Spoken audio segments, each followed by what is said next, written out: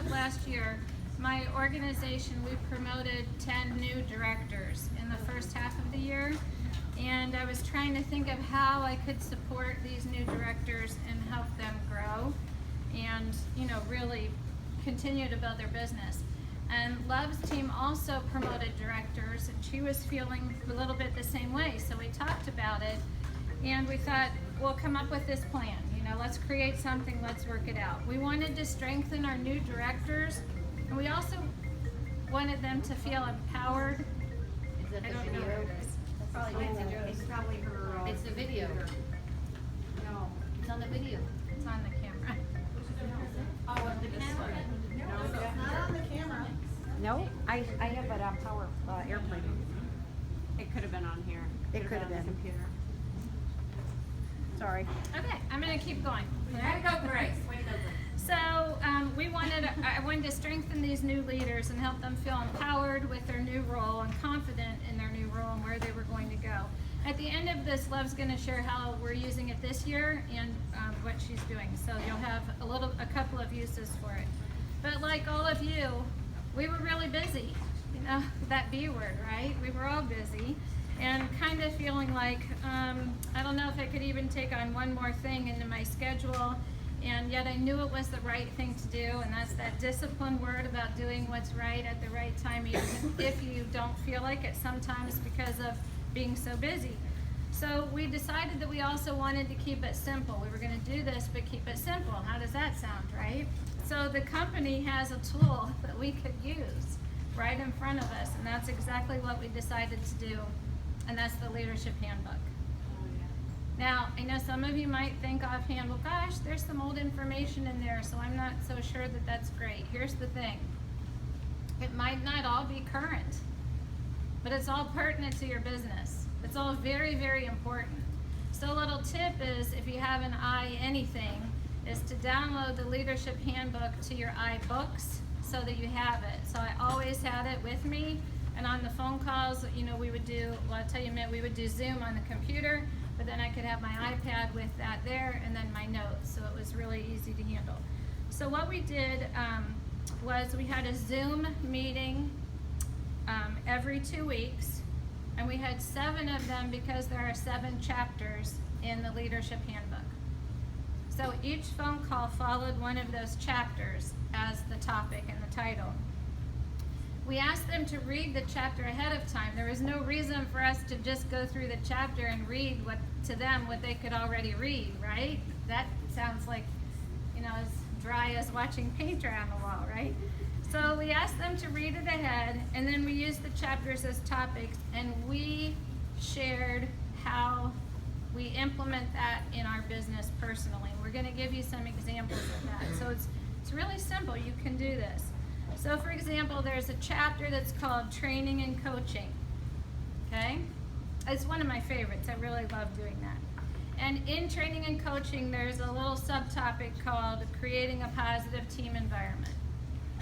And so what I shared there was how I use the quick tip and clarification calls. Are you all familiar with those, or do you need to know about those? I need to know about it. You need to know about them, okay. So the quick tip and clarification calls are something that I started years and years ago with my directors because I felt a lot of them were saying they didn't know what to say when they called their people.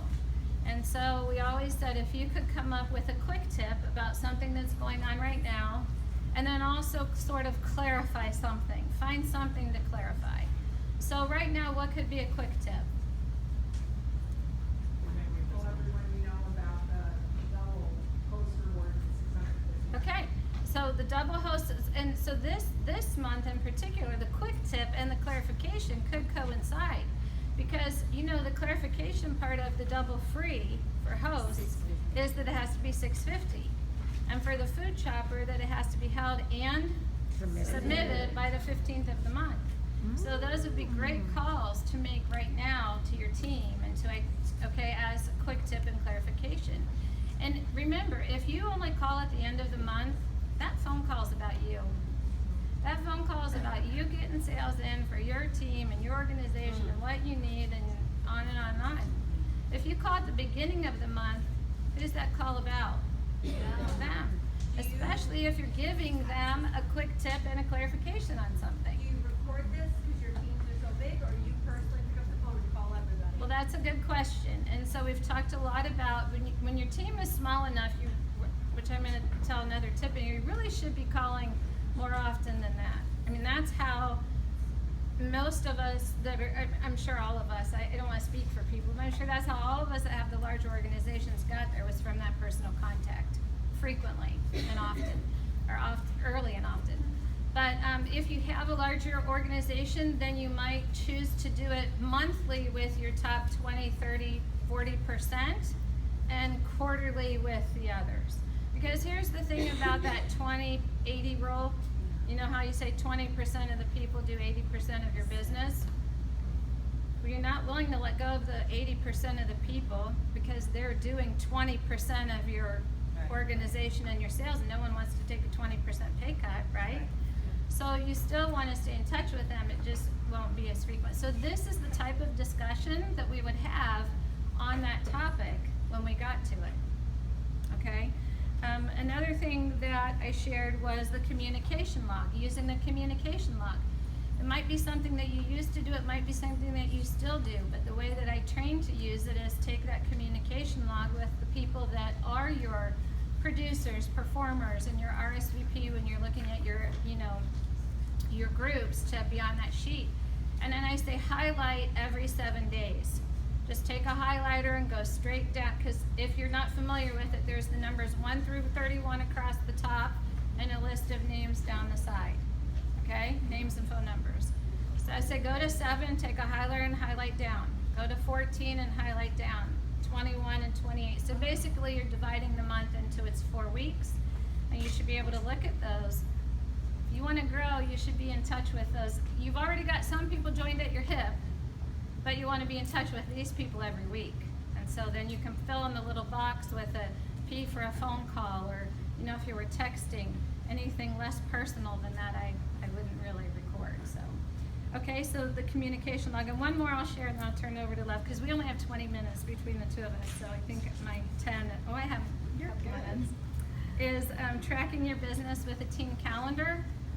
I don't know if you do that or don't do it, but it's a great thing to do regularly. So if your team is close and you have meetings and they're all there, it's really easy to do on a paper calendar at your meeting, right? Have it out, have them all sign, and that kind of thing. I'm not in that situation. Mine aren't all local. And so what I do on my Facebook group at the start of the month, and I know not all of my directors, but a good portion of them, the ones that are doing it, are having success with it. I'll post something with a picture of something with the theme for the month. And the words like, you rocked it out in November, and, here we are for Jump in January, and whatever to excite them. But then after I do that, okay, list your show dates, ready, set, go. And then I have in this post also listed the dates vertically, 1, 2, 3, 4, 5, 6, 7, 8, 9, 10, all the days of the month, 1 through however many, 31 days. So then they'll reply to that, they'll comment on that post, and they'll say, I have shows on the 1st, 8th, 15th, 21st, and 28th. And someone else will say, I have shows, da da da. So I edit once a day. I go back in and edit my post, and I'll go on each of those. Let's say her name was Kathy, so I'll go in on the 8th, I'll put Kathy, 13th Kathy, or whatever those dates were. And if other people, and record everyone else's dates too. Multiple people can have the same date. I'm just having this be a visual of our team calendar and the shows that are going on. Put out how many shows you want the team to have, the team goal for shows, that kind of thing. And then we also do that for recruiting. So those are the kind of things that I would have shared in that section and in those chapters. Rather, they've read it ahead, we talk, we share, and we would each share something that we do with those topics, okay? So I'll turn it over to Lev. I'm sorry? How long are the phone calls? 45 minutes. Okay. The first one might have been an hour, but we really tried to keep it to around 40. Okay. We tried not to go over that. And we did some other things on the calls, but I will turn it over to you. Okay, so you don't need to write these down because this is all in your leadership handbook. You know what, love, move over. Okay. So you don't need to write these down. These are all in your leadership handbook, but just so you can kind of understand where we're going with this. These were the 7 chapters. Director privileges and awards, goal setting, RSVP, training and coaching, tracking your business, recognition, meetings, communication, and time management organization. Do you feel like those are all pertinent things that new directors need to know how to do? Okay, so it's very relevant. So some examples of how we use this. So does everybody here know what RSVP is?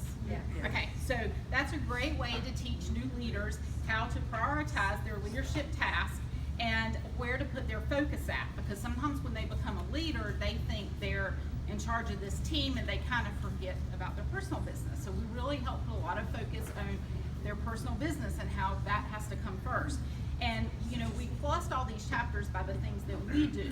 Love, So there's a few that are saying they don't know RSVP. Can you okay, quickly? that's why I asked. Yes, Yeah. if you didn't, RSVP is an incredible business model that I followed my entire career since I've become a director, and it was trained to me at a conference. So it is the order in which you need to do your leadership priorities. So R is for recruiting, S is for sales, V is for very important people, which are your very new people, and P is for performers. So notice that the first two pieces, the R and the S, is your personal business. Recruiting and sales need to come first. If your directors are not focused on their recruiting and their sales, they're not growing and they're not going to continue to be a director. So that always has to come first. So it teaches them the first of every week or the first of every day to focus on their recruit lead follow-up phone calls, to focus on your sales as your bookings, your host coaching, your contacting for new business, your customer care. Then moving on to your team, which is the first priority of your team is always going to be your new consultants coming in, because if they don't get off to a strong start and they're not making money and getting bookings, they're not going to stay. So that needs to be their top priority. And then performers. And performers is anyone, it's not the top people on your team necessarily, but it's anyone who has a goal and is willing to work towards that. So if someone on your team has only done 2 shows a month all last year, but now they want to step it up and do 4 or 5 shows a month and they're willing to work towards that, that's somebody who's worth giving some time and really helping get that going. So those are your performers. I mean, your top performers obviously, but not necessarily your top performers, and so that's the order. So just helping them understand how to use that and work through that and ways to implement that in their week. You know, somebody mentioned yesterday, or maybe it was a table where I was talking, but this was something we taught, like maybe Mondays is their personal business on Mondays and helping them focus on their personal business, and Tuesdays is their team business, Team Tuesdays. So giving them ideas like that. So that's one way we taught the RSVP chapter. At the beginning of the book, there is top 10 habits of successful directors. It's really good. So that's a really good thing to use with your directors. Tracking your business. This was a big chapter and something that we really realized that a lot of our newer directors didn't know anything about. So on Zoom, you can go in and actually screen share on Zoom, which is amazing. So I was able to go into my consultant connection, then click screen share, and then they could see everything that I was doing on my computer screen. So I could take them in. So these were some of the things we went over. I showed them how to go into their take action items every day so they could physically see what I was doing and have to be at their computer. And showed them how to clear off the task and went over the things they needed to do to clear off those tasks. We were able to show them their performance tracker, how to see that, how to read it, what are the key things they need to be looking for, and that each month to kind of be indicators of where their business might be in trouble, or you know, who to reach out to, who's doing really good, things like that. We were able to teach them about their prior year comparison, and just a little note on that, the prior year comparison is still up right now, but it's probably going away tonight, tomorrow. So use an Evernote clipper, and you can clip the whole prior year comparison into your Evernote. So just ask around if you don't know how to do that. So that's a great tip, and tell your directors to do that. So that's something that you want to go ahead and do now. But just teaching them how to look at their prior year comparison, teaching them how to send e-cards. Who's seen the new e-cards? They're awesome. If you hadn't seen them, go check them out. Teaching them how to do that. What reports to use and what reports, because there's a lot of reports there. And they're all important, but which ones pack the most power and give them the most information? So like the individual performance recognition sheet is what Becky and I use for, I mean, that has the bulk of everything that you need to do recognition in a team meeting and your newsletter and stuff. So teaching them how to get to those reports and which reports they want to go to, because some of them kind of felt like they were having to go all over the place to find the numbers. So showing them how to do that. and how to reorganize and get the top sellers at the top. And I'm teaching them how to go into their consultants from the performance tracker and go into the coaching notes section, and how there's all the questions. So if they're doing a coaching call, maybe they don't feel real confident on what to say to help somebody to get bookings, how the questions are right there to help them do that. They can actually print that off as well if they don't have to go in each time to get to one of those subjects. And of course now, this wasn't part of what we did, but of course now we will incorporate taking them into the PC University and where they would want to take their new consultants first, and what to do in there. But you're able to screen share all of that. So you can do a Zoom call with your directors now and walk through things in the PC University. And also the performance details that's at the bottom, and title requirements, and really showing them there's so much information in that performance detail, and showing them how to see their earnings for the year and their career recruiting, and all that's in one place. They don't know where all this stuff is, so showing them all that. Tracking their business. We were also able to, one other thing that we really focused on in this was teaching them how to project their team sales and their monthly results, because I know as a new director, I felt very clueless on how to figure out if we were even going to end the month where we needed to be. So one of the big things that I've wrapped my head around and been able to train on now is that a new director team really needs 13 shows scheduled to make their qualifications, okay? If they have 10 shows for their team at a $460 show average, they're going to come in right at $5,000 in sales. Well, we always want that extra, so I'm training them to use the team calendar in both the ways that Becky talked about at the meeting and on Facebook, to be able to get those dates so that they know they can track. Maybe they have 6 shows or they have 8 shows, and then they're adding their team shows in to see how close they're getting to those 13 shows, because if they don't have them, they've got to go get those shows before the end of the month somewhere, to be able to be where they need to be. And then a 25 show team is about $10,000 in sales. So teaching that that's a benchmark to grow towards a 25 show team. So those were some of the type things that we taught in there. In the coaching section, there's a whole coaching call outline on page 23 that can help walk them right through a coaching call. In the meetings and recognition part, this was really neat. We did a roundtable discussion instead of Becky and I just telling what we do at our meetings, because obviously our directors probably know what we do at our meetings. So we had them go around and share what was the most memorable training from a meeting that they had attended in their Pampered Chef career. What was one of the biggest trainings that really stuck out in their mind that they really learned from.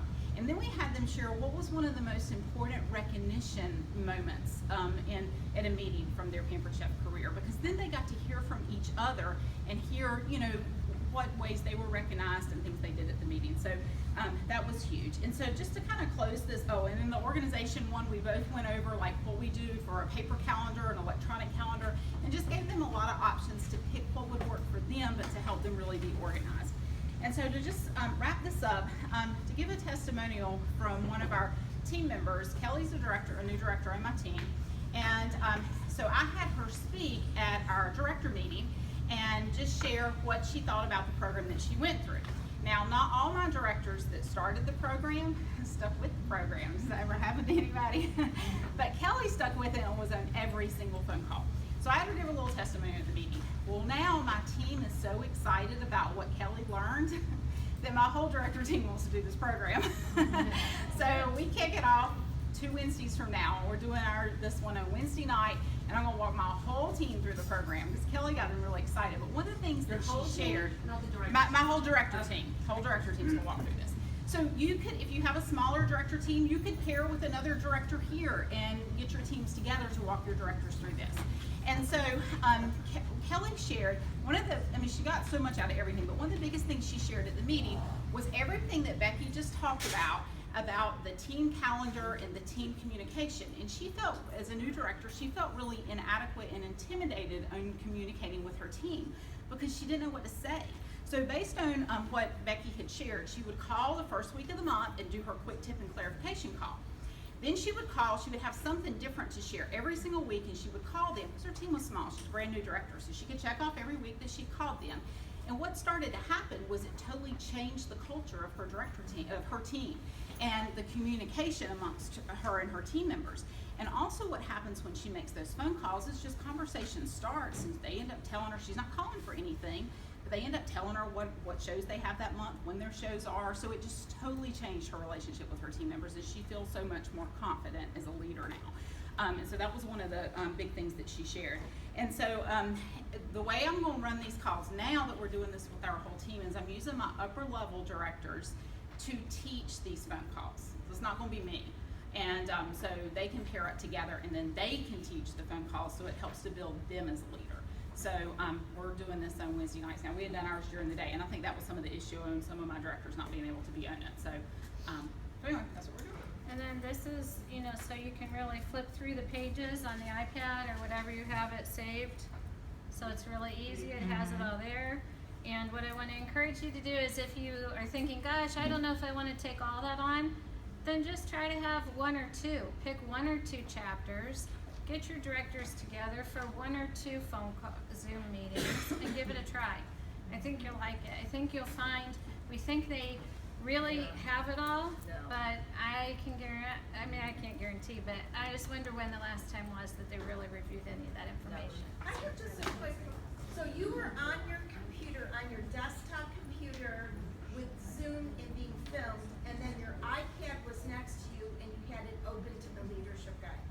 So you weren't Zooming through your iPad, you were Zooming through your I desktop. wasn't, no. I was on my laptop, and I had on my the laptop. leadership thing on my You can't record on an iPad, you only record. I would record on my desk, on my laptop. Can you record a Zoom? Yes, you can record Not it. from Yes, an iPad. yes, the whole meeting, ours were 45 minutes, an hour to record the whole thing. So, so when you set up your Zoom, do you have to tell that you're gonna record it at that time? When you start the meeting, there's a button that says record, and it has a little red button in the corner, so you know it's recording the whole time. Yeah, No, I yeah, it is. I don't have the free version, I have the $9.99 a month. It depends on the length of the call. Right. So you might have to actually subscribe to Zoom. If you're gonna go, Right. I think it's 40 minutes. Right, you only, and it just barely makes 40. Okay. And then, Okay? all right. All right, good Woo! luck.